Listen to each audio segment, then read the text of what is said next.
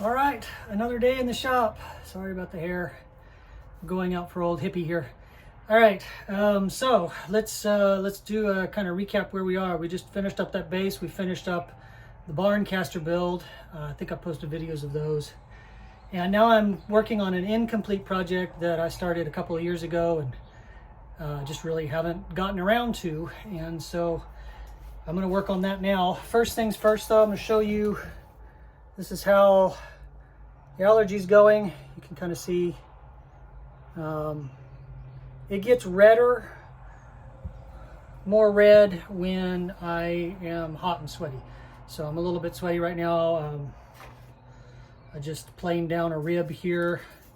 We're about almost 2 millimeters thick on that. So that's what I'm working on, is a second rib right now. And I thought I'd take a break and kind of give a what's up of where we are. All right, so a couple of years back, I started on a project. I decided I wanted to make a violin.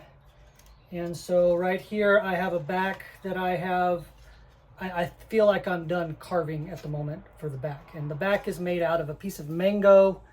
You can see it's pretty flamey. And I decided I don't want the little nubbins that happen on the corners of the violin. And so I'm going to be using this sort of shape. I've seen some other versions of it that happen like that. So I've got places for both the neck and stop block down there, places for fingers and clamps and whatnot. And so here, these will be my ribs. They'll go around the edge. They are made out of Siso rosewood. I had some mango that I was using for the sides and I split them out. And so it took me a little while to decide what I was gonna finish that out with. So we've got Siso rosewood that I'll be using, mango back.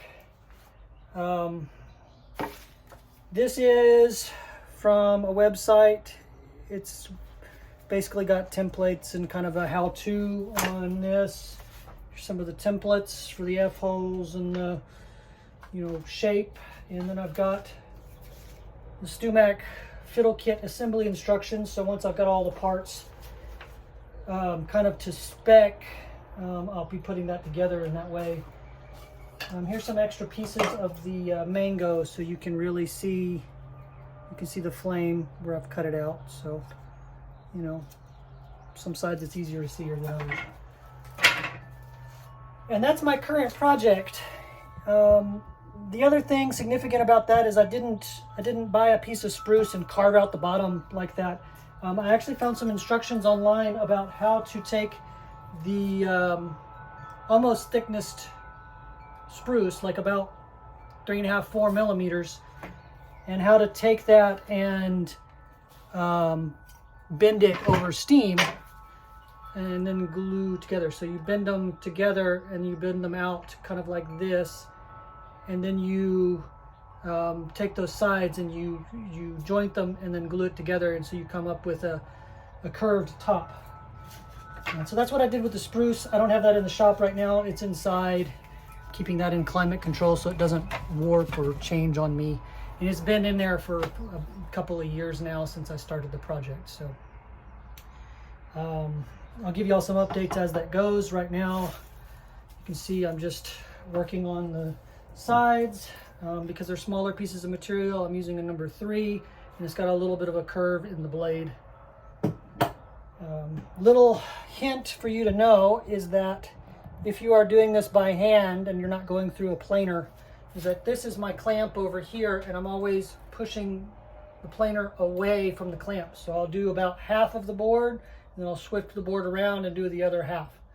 And I do that so that if you go towards the clamp, there's 2 things that can happen. Number 1, you can hit the clamp with your plane, and then it's going to put divots and stuff in the front here, or the back of the plane, where it could make it more difficult to plane later.